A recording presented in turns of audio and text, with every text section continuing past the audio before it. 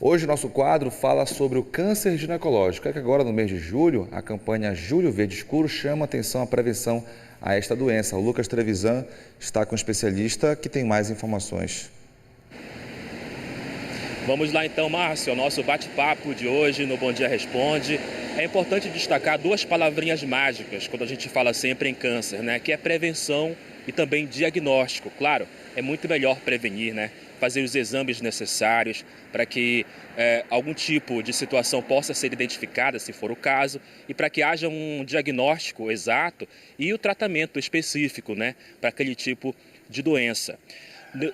Quando a gente fala em câncer ginecológico não é diferente, por essa razão essa campanha é muito importante para que as pessoas possam ter essa consciência de procurar por saúde, de prevenir, mas também diante de algum diagnóstico, essa pessoa buscar o tratamento mais adequado. Por essa razão a gente vai conversar agora com o Dr. Bruno Melo, médico oncologista, que vai nos colaborar com esse bate-papo hoje no Bom Dia Responde. Doutor, muito obrigado por sua participação aqui no Bom Dia Pará. Primeiro a gente fala dos tipos de câncer, né, quando envolve o câncer ginecológico, porque são vários. Quais seriam eles, doutor, por favor? Existem vários tipos de cânceres ginecológicos realmente, mas quando a gente pensa neles, principalmente como prevenção, a gente pensa em especial o câncer do colo do útero, que é o mais comum entre eles, o câncer de útero, né, corpo do útero, né, como a gente fala, e o câncer de ovário. Agora, como é que as pessoas podem fazer para procurar prevenção, né? Existem uma bateria de exames, né, que são exames de rotina, que as mulheres podem fazer, podem procurar. Quais são esses exames e quais são os locais que elas podem fazer esses exames? Isso é uma boa pergunta. Claro que como a gente fala de tipos de cânceres diferentes, os exames podem mudar um pouco.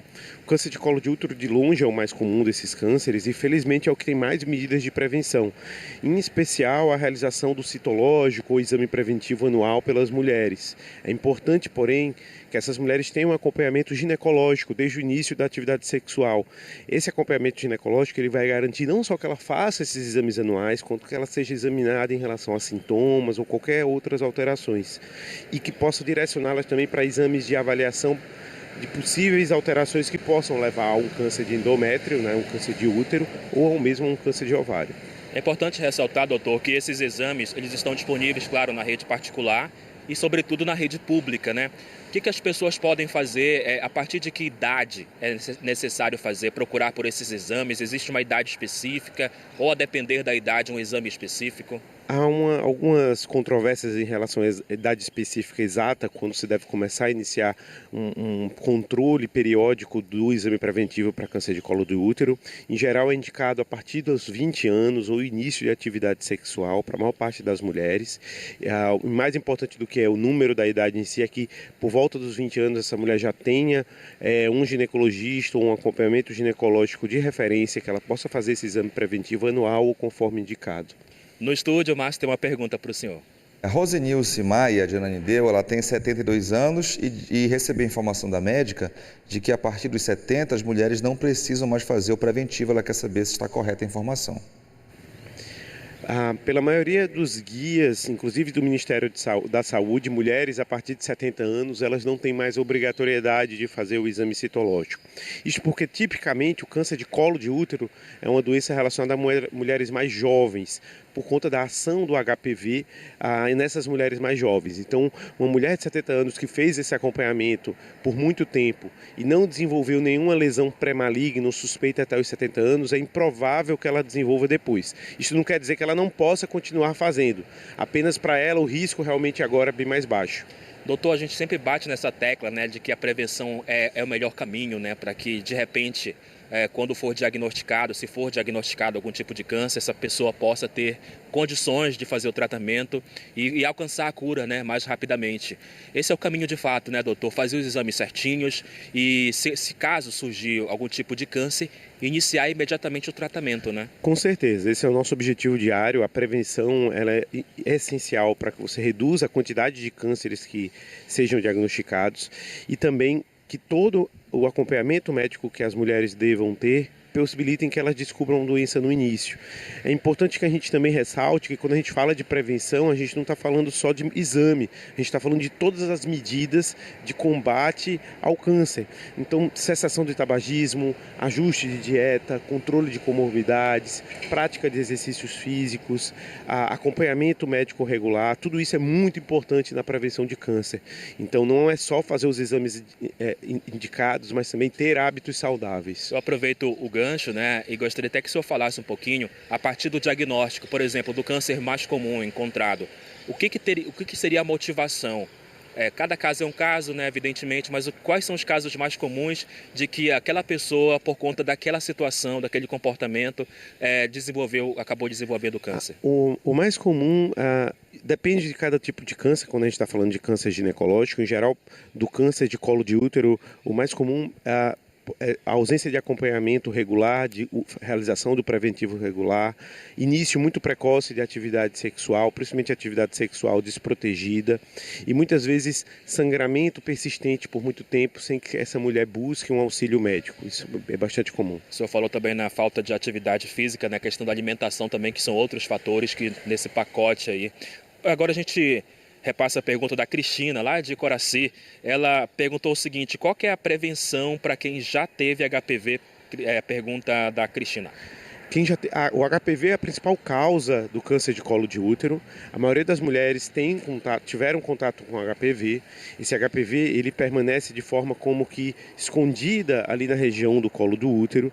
E na maioria das mulheres ele não causa nada, mas em muitas pode causar doenças várias, incluindo o câncer de colo do útero. Mulheres que já têm infecção por HPV, elas precisam ter um segmento médico ainda mais restrito. Não tem uma medicação que eventualmente você use para aquele HPV instalado.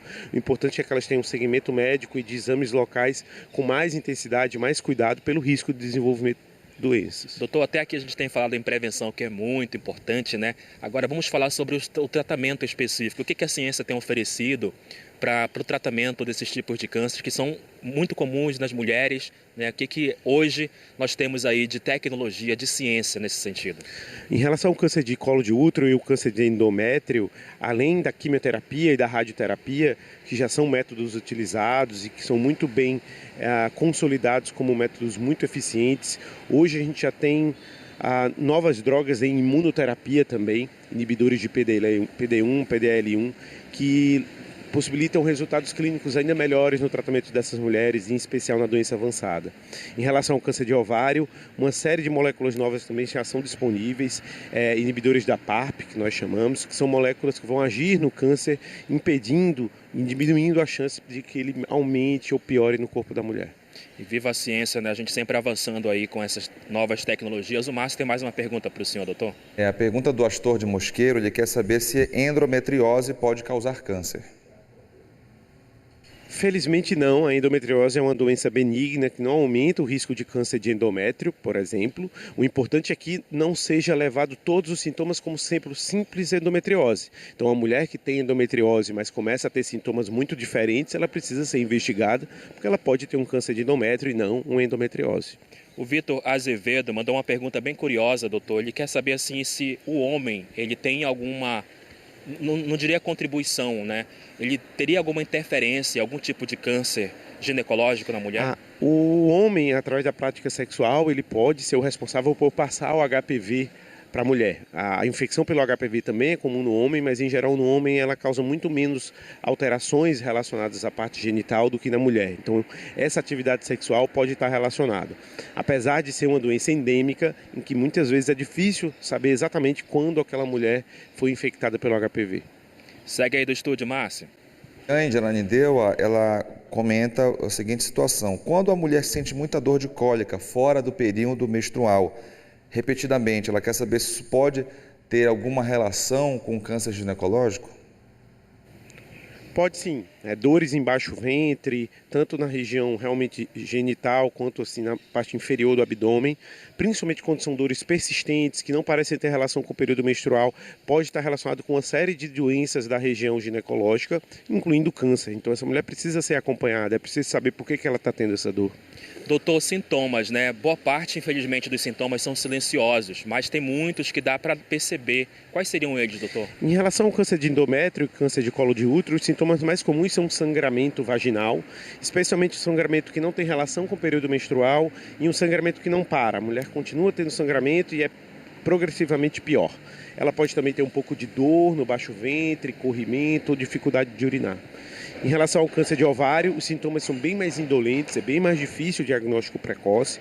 O mais comum realmente é dor na região abdominal ou aumento de volume abdominal ou ainda alterações na evacuação. Doutor, qual a faixa etária que é mais atingida, é mais alvo das doenças relacionadas ao câncer ginecológico? O câncer de colo de útero tipicamente é uma doença de mulheres mais jovens, então ela acontece principalmente na nossa região, a região onde o câncer de colo de útero é muito comum entre os 20 e 50 anos, essa é a fase mais comum em termos de idade.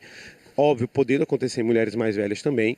Quando a gente fala do câncer de endométrio e do câncer de ovário, em geral ele acomete pacientes mais idosos, principalmente depois dos 40, 50 anos. Vamos falar dos tipos de intervenções, né? A partir da identificação desses cânceres, a gente fala de radioterapia. O senhor falou agora há pouco da quimioterapia, né? Que são procedimentos mais comuns, né? Que a ciência utiliza hoje para tratar pessoas com câncer. O senhor vislumbra já algo mais menos invasivo, né? Que a ciência já tem trabalhado no sentido de já beneficiar essas pessoas, ou algo que ainda está em estudo, que pode ser aí uma luz bem melhor no fim do túnel? A radioterapia e a quimioterapia são armas muito boas, a gente ainda não pode não usá-las em muitos casos. Existem pacientes que podem ser tratadas apenas com cirurgia, mas essa é a minoria dos pacientes. O que a gente tem de cada vez mais novo são drogas mais modernas, com menos efeitos colaterais, mais fáceis de serem administradas, com menos contraindicações, como algumas delas moléculas orais, como os inibidores de PARP, são drogas que a paciente pode usar de forma contínua por muito tempo e que já tem uma série de dados comprovando que elas aumentam o tempo livre de piora da doença, inclusive aumenta o tempo de vida dessa mulher, mesmo até em casos mais avançados. Então hoje mulheres com câncer de ovário devem perguntar ao seu médico sobre a possibilidade de uso do inibidor de PARP, assim como mulheres com câncer de colo de útero e endométrio devem perguntar sobre o uso de imunoterapia. Dr. Bruno Mello, médico oncologista, muito obrigado por sua participação aqui no Bom Dia Responde, tirando muitas dúvidas aí do nosso público nessa manhã especial. Eu que agradeço. Márcio, eu volto contigo aí no estúdio. Essas foram as perguntas dos telespectadores, as nossas, da produção, sempre auxiliando aí nesse momento especial no quadro Bom Dia Responde. Volto contigo. Tá certo, Lucas, obrigado e também agradeço o seu entrevistado.